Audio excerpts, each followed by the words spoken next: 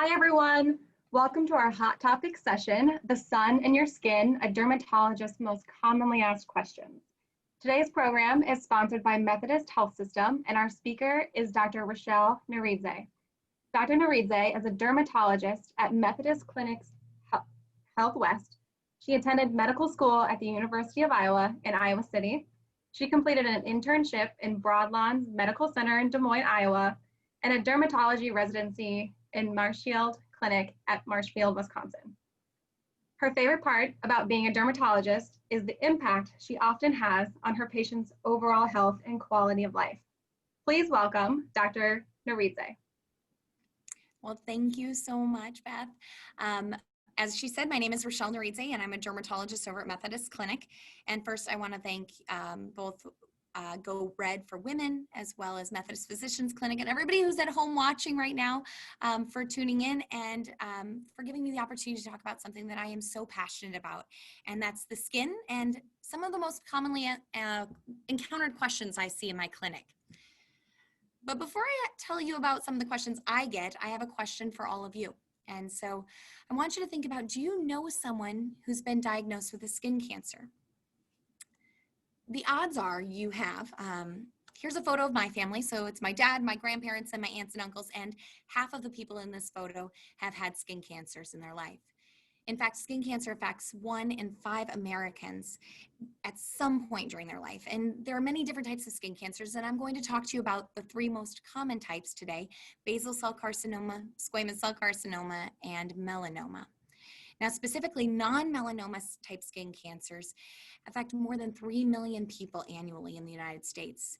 And these rates are rising rapidly. In fact, if you look at just squamous cell carcinomas alone, these have increased over 263% between the decades of 1976 and 1984, as well as 2000 to 2010.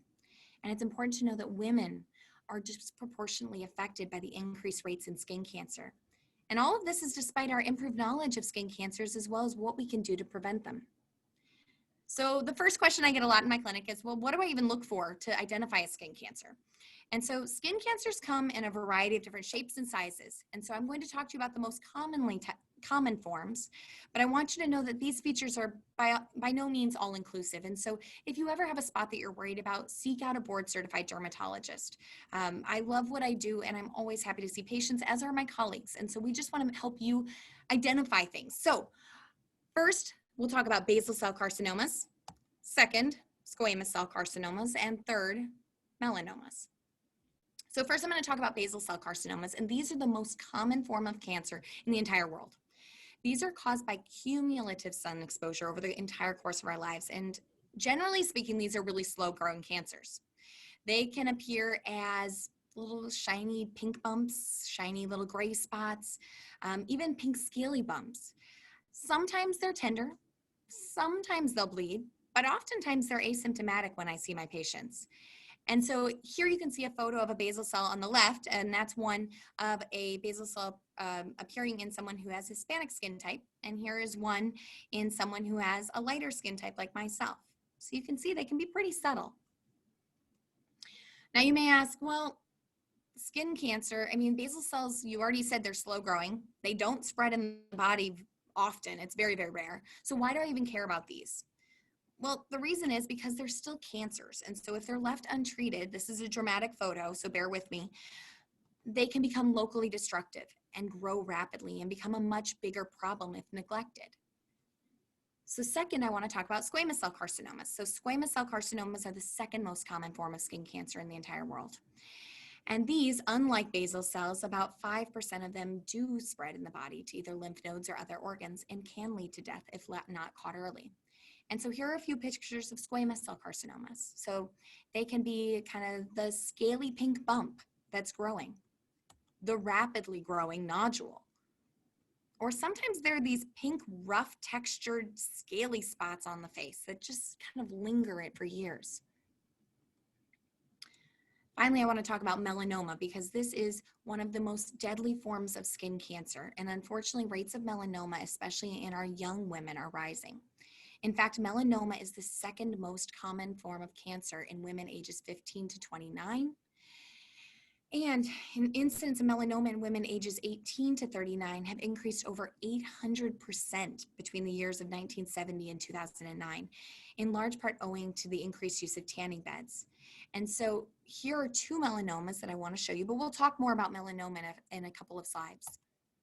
So they can be brown, kind of irregular flat marks, or sometimes they're raised. They're kind of jagged at the edges, have multiple colors in them. They're irregular, oftentimes are growing or changing. Now, for those of you with darker skin types, you may say, I have never had a skin sunburn in my life. Am I really at risk of developing skin cancer? And I get this question in clinic. But skin cancers can affect anyone, regardless of their skin color. Now, yes, granted, skin cancer is far more common in someone like me who's a redhead and light-skinned, but they do also affect people with skin of color, and they're prone to skin cancers in areas where the sun doesn't shine. So areas like the mouth, the toes, the bottoms of the feet, the palms of the hands, and under the nails. And so here's a picture of a young Hispanic woman who has a melanoma on her lip. The second photo that you're seeing is of a melanoma on the foot of an African-American woman. And the third photo is of a melanoma occurring underneath the nail in a Hispanic woman. In addition, patients of skin of color are oftentimes diagnosed at later stages. In fact, if you look at African Americans diagnosed with melanoma, 24% of them are caught at the stage where the melanoma has already spread to the lymph nodes at time of diagnosis. So it's still very important for my patients who have darker skin tones to be cognizant of the sun, to know what to look for, and to protect themselves. So going back to melanomas, so ways to recognize them. So we call them the A, B, C, D, E's of melanoma. So the first is asymmetry. So if I cut it in half, does it look the same on both sides? If it's a mirror image, that's a good sign. But if it looks different on either side, that's something to pay attention to. If the border is irregular or jagged or kind of scalloped, that can be a warning sign. Having multiple colors in a lesion, so browns, dark browns, blacks, yellows, blues, reds, multiple colors are things that could be warning signs. Looking at the diameter, so if it's larger than a pencil eraser, now that doesn't mean it's a skin cancer. I mean, I have moles that are larger than a pencil eraser, but especially ones that are evolving or changing or growing over time can be a warning sign, and that's something to seek out your medical provider for. Another way of thinking about it is called the ugly duckling sign. And so bear with me because I realize this is cliche, but if it doesn't walk like a duck, it doesn't talk like a duck, and it doesn't look like a duck, it probably is not a duck. And that is so true of your skin lesions. Generally speaking, moles have quote unquote cousins on the skin. And so they oftentimes have a similar appearance. So your moles may look different than my moles, but your moles are typical for you. And so when one breaks that mold, that's the one to really pay attention to. In fact, half of melanomas are self-detected by the patient. And so knowing what to look for is key because half of my patients know there's a changing lesion before they even get to my office. So the next question I get a lot is what causes skin cancer? And this may seem obvious, but there's a variety of factors that contribute to the development of skin cancer. But one of the number one causes, and in part preventable, is ultraviolet radiation from the sun and from tanning beds. Sunlight emits ultraviolet radiation, and this ultraviolet radiation damages the DNA in our skin. And these skin cells then can turn into skin cancers. But the ultraviolet radiation also leads to signs of aging, and that's something I'm going to talk about in just a moment. So some of my patients will ask about tanning beds, and they'll say, what about tanning beds? Are these safer than the sun? I am going on vacation, and I want to get that base tan so I don't get burned while on vacation. And what I am going to tell you is the United States Department of Health and Human Services, as well as the World Health Organization, has declared ultraviolet radiation and the sun from both the sun and the tanning beds to be known cancer-causing substances in the same level category as smoking. And so indoor tanning equipment emits ultraviolet radiation in the same or higher doses than the sun. And so even one indoor tanning session increases your rates of developing melanoma by over 20% and the risk of developing a squamous cell carcinoma by 67%. So short answer, no, tanning beds are not safe. And no, I don't want you getting a base tan before you go on vacation. Another question I get a lot is, well, what about getting enough vitamin D? Vitamin D is important for my bones and my overall health. And yes, you are absolutely right. Getting enough vitamin D is important for our health. However, there are other ways other than the sun to get vitamin D. Foods naturally containing vitamin D, such as well as foods and beverages that are fortified with vitamin D, as well as supplements are one way. So some of the foods that contain vitamin D. So you get fortified milk, cereal, yogurt.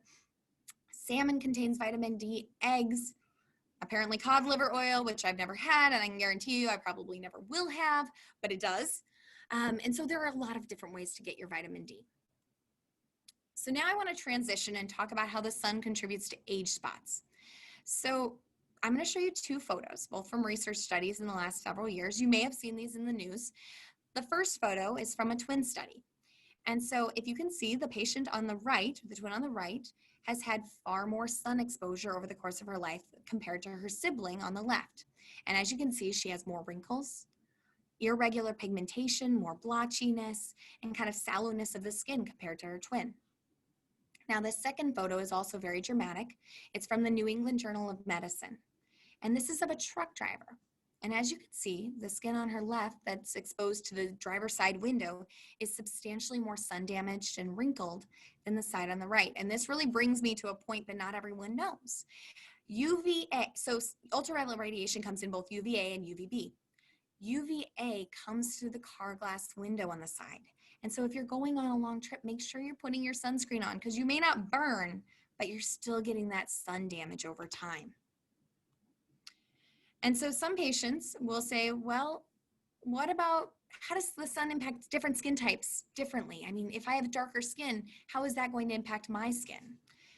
Well, photoaging due to ultraviolet radiation leads to coarse, fine wrinkles far earlier in someone who has lighter skin, about 10 years earlier on average than me. However, somebody who has darker skin type is more likely to notice mottled or irregular pigmentation, textural changes, kind of a sallowness or a dullness of the skin. And despite persons with darker skin types having increased melanin, which is the protein that helps both give us color as well as protect us from the sun, these patients are not immune to the sun's effects.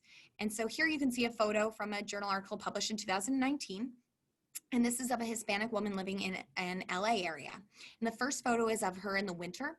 And then the second photo is of her 15 months later. And as you can see, there's increased pigmentation, kind of a little redness to her cheeks, kind of a sallowness to her skin. And that's only over 15 months. So the question is, what can I do to protect myself from the sun? Well, sunscreen, absolutely. And I'm going to talk about those more in depth in just a moment. But also dermatologists recommend avoiding peak times of day, so from 10 to 2. Dressing appropriately, so wearing a wide-brimmed hat or glasses. So here's my daughter a year ago. She's rocking the hat and the sunglasses, but really making sure you're protecting yourself. There's also sun protective clothing that says UPF on the label instead of FPF, and I look for UPF 50 or higher. And don't forget, we live in Omaha, so I'm in the winter half of the year, but the sun reflects off the snow or off water, and so we want to make sure we're still protecting ourselves during the winter months because we're still getting sun exposure. Now the next picture, I thought about going through the sunscreen aisle because I find it absolutely overwhelming when I go in there, and I'm sure my patients do as well. And so patients ask me, what should I look for in a sunscreen? And I am by no means endorsing any of these products. I just went through my house and I rummaged through all of my drawers in about 5 minutes and grabbed every sunscreen I could find. And needless to say, I am not picky in my sunscreen types. My basics, I want SPF 30 or higher. I want it to say broad spectrum, meaning it protects you from UVA and UVB. And I want it to say water resistant. Note that water resistant does not mean waterproof. It means it lasts for about 40 to 80 minutes in the water. After that, my goal is to find one that works for you and your skin type. And everybody's skin type is different. And you really need to find one that works for you and what you're trying to get out of your sun protection. And so there's a variety of different formulations. I'm going to talk to you about a few. So when we're talking about on the face, oftentimes creams are ideal for the face, especially in people who have sensitive skin types. Now, when you're looking for a cream for the face, make sure it says non-comedogenic or non-acne forming or non-pore clogging, okay? When we're talking about, so sunscreens and the creams oftentimes, and again, I'm not endorsing any products. I wish people were here in the office, otherwise I'd let you all try out my sunscreens, but oftentimes they come in little pump bottles for the creams, okay? Or they might come in clear liquids that squirt, all right? Now, when you're talking about, for people like me, I'm really active and I need a lot of dexterity in my hands, especially in my daily job, and I make sure I put sunscreen on my hands every single day. But I need something that dries. I also love golfing, and if I grab my golf clubs after putting creams on, they feel greasy and I feel like the club's gonna slip right out of my hands and I'm gonna clobber somebody with it. So I look for a gel because I think they dry faster. And so there's a lot of different gel formulations that are starting to hit the market. I also they make sticks. The stick I throw in my purse. I love that. And then they also make spray sunscreens. Now, I have 2 small children, and so I get literally 1 shot at getting sunscreen on these girls before they run out the door. And so I find sprays quick and easy, but there are some caveats to sprays. One is making sure you're applying enough. So spraying it onto the hands and then rubbing it on. Another is that you want to avoid direct inhalation. So know where the wind is coming from when you're using a spray. And also keep in mind that the FDA does not regulate sprays in the same way it does other sunscreens. And so there's still a lot of research that needs to be done on these. Sunscreens also come in both physical sunscreens as well as chemical sunscreens. So physical ones are the ones where the sun reflects off of the skin. Chemical ones are the ones that absorb the sun. And so when you're talking about people who have darker skin types, oftentimes they prefer a chemical sunscreen because they rub in better. Whereas the physical sunscreens I find are a little bit less irritating for people who have sensitive skin types. So all of that brings me back to saying, find a sunscreen that works for you. Find the basics, what you need, and then find one you like. Another thing that's starting to hit the literature a little bit more is the impact of visible light, so blue light, and how that impacts our skin. I think the data is still it's still coming out. However, there is some thought that blue light or visible light can give us pigmentary changes on the skin. And so if you're looking to protect that, most sunscreens don't block out visible light. And so if you're looking for something a little extra, looking for something like iron oxide, which you'll oftentimes find in the inactive ingredients of sunscreen, can be beneficial. So that was a lot of doom and gloom about the sun. I do not want to scare people away from going outside. I love being outside, absolutely. I think being out in nature is healthful from both a physical and a mental standpoint. And so that being said, just protect your skin, be cognizant of it, but enjoy your life, okay? And last, I just want to thank you all again. I want to thank Women Go Red Expo, Methodist Physicians Clinic, and then all of you who are tuning in for your time. And now I want to ask, what questions do you have for me? Thank you. Wow, that was so insightful. And I know I personally have so many questions that I wish I could fire off at you, but we do have a few in the chat feature. So we'll maybe get to 1 or 2 of these. But the first is, I have a family member with melanoma. Is skin cancer hereditary? So that's a really interesting question. And I really think it's good to know that. It's good to know your family history. So if you look at the American Academy of Dermatology, our guidelines recommend that everyone who has had a first-degree relative have a full skin exam at baseline to look at their skin, to assess their risk factors, and to make sure we're really getting a sense of a baseline for them. And then we can talk to you about your individual risk factors based on both your family history, your skin type, as well as the type of skin that you have. So the number of moles, your prior sun exposure.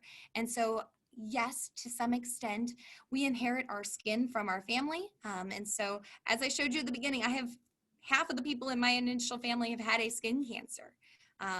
And so part of it is that there are some small genetic syndromes that do contribute to melanoma. But again, those are discussions to have with your dermatologist. But definitely, if you have a first-degree relative with a melanoma, you should have your skin checked. Thank you. How about one more here real quick? What tips do you have to help skin that has already been sun damaged? Is there anything we can do to correct the damage that has been done? That is a really good question. And I wish I had more time because that is a common question I get in my clinic all the time. So one, it is never too late to put sunscreen on. There are good studies that show once you start using sunscreen, even if you've had significant sun exposure in the past, it definitely helps fade the signs of aging and slow those down. Now, when you start to think about additional things beyond sunscreen, we change our skincare regimen based on as we kind of go through the stages of life. And so things I may add to the regimen in addition, if you're trying to go above and beyond. There are small studies that look at antioxidants, so things like vitamin C and vitamin E. There's some evidence for those. In addition, if you look at some of the moisturizers, so things like hyaluronic acid, that can absolutely contribute. Then you start getting into, beyond that, making sure you have a really good moisturizer to support our skin health. And then we started getting into more of, there are certainly laser treatments, there are certainly skin lightening treatments, things that can be done to kind of fade those pigmentary marks that occur with aging. But again, kind of going back to the basics, sunscreen, it's never too late. And then we can just kind of build from there. And I really tailor it to my individual patient, their lifestyle and what they're looking for, and their sun damage. And so it changes depending on who my patient is, on what I'm recommending. But yes, there are definitely things we can do. Well, thank you so much, Dr. Naridze and Methodist Health System. This was so helpful, and we just appreciate your time and the knowledge that you've shared with us today. So this concludes our Hot Topic session, and we just hope that everyone has a wonderful day. Thank you.